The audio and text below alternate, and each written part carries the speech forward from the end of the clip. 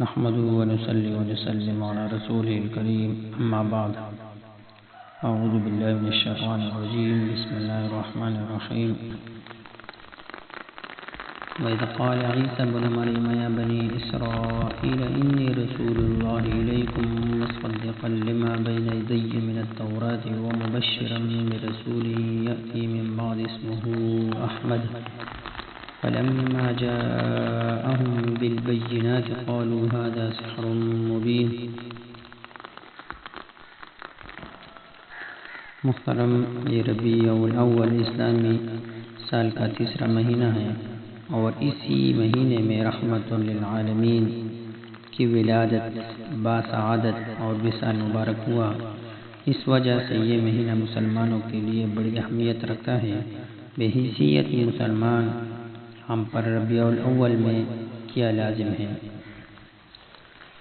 تو سب سے پہلے تو شکر گزاری کہ اللہ تعالیٰ کا شکر ادا کرنا کہ اس مہینے کہ اس نے ہمیں اپنے محبوب کی امت میں پیدا کیا۔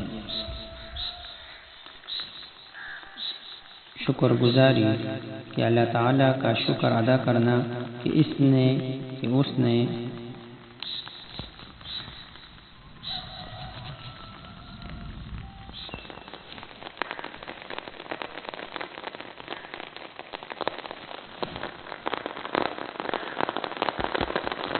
سب سے پہلے شکر گزاری کہ اللہ تعالیٰ کا شکر ادا کرنا کہ اس نے ہمیں اپنے محبوب کی امت میں پیدا کیا ہے۔